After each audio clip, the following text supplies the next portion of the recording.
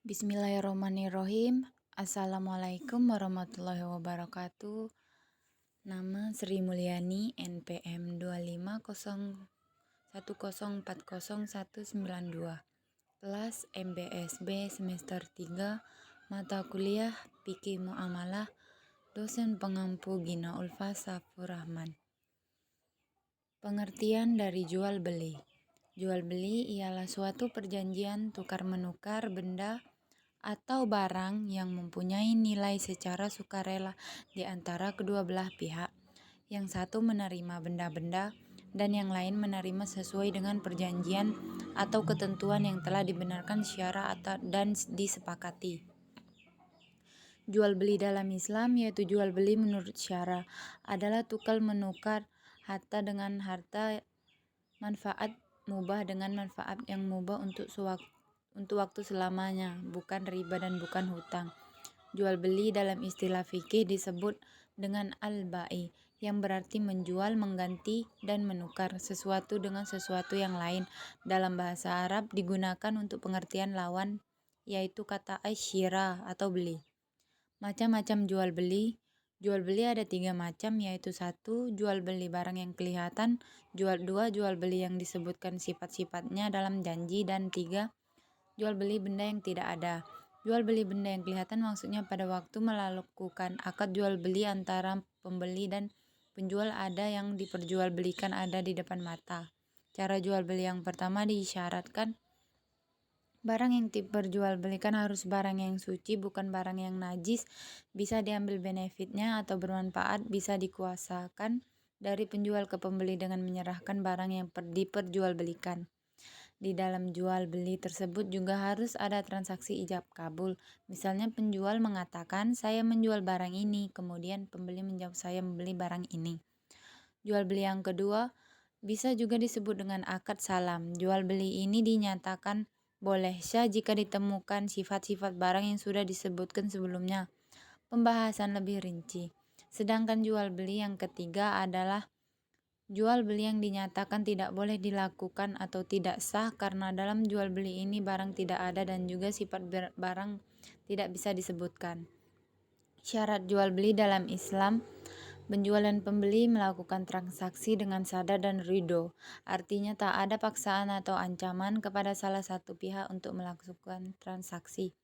Dua pihak yang bersangkutan, pembeli dan penjual, harus sudah dewasa, cakap, dan dalam kondisi sadar saat melakukan transaksi. Artinya tak ada penipuan, pengelabuan terhadap salah satu pihak karena sedang tidak sadar atau masih anak-anak.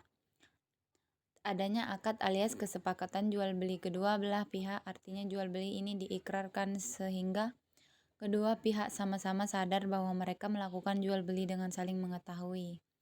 Barang yang diperjualbelikan adalah yang dimiliki sepenuhnya oleh penjual. Artinya barang itu bukan barang curian, pinjaman, atau barang yang hanya dikuasai penjual.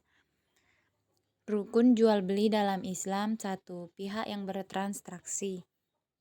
Dalam jual beli, dua pihak yang bertransaksi harus ada dan hadir dan ada penjual dan pembeli. 2. Barang atau objek jual beli. Jual beli adalah aktivitas tukar menukar barang dan jasa, maka saat jual beli, barang atau objek ini harus ada dan dipahami oleh kedua pihak. 3. Harus disepakati harga. Jika ada penjual, pembeli, dan barang yang mereka transaksikan, maka harus ada kesepakatan harga. Harga ini harus terbuka dan diketahui oleh kedua pihak.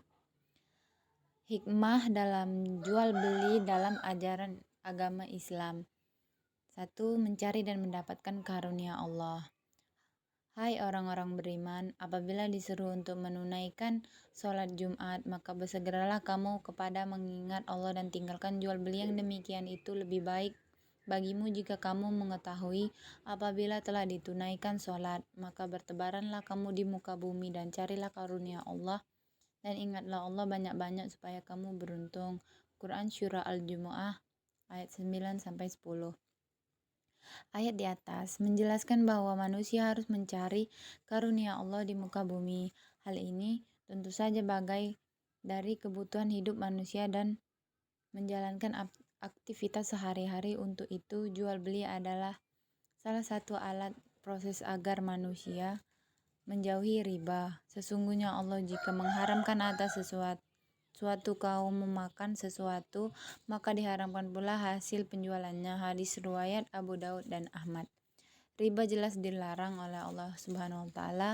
Untuk itu, melakukan jual beli dapat menjauhkan diri dari riba. Disandingkan dengan sistem-sistem riba juga, dengan jual beli tentunya ada akad dan kesepakatan. Untuk itu tidak akan dikenai riba atau hal yang bisa mencekik hutang berlebihan bagi pembeli. Sekian presentasi dari saya. Saya ucapkan terima kasih. Wassalamualaikum warahmatullahi wabarakatuh.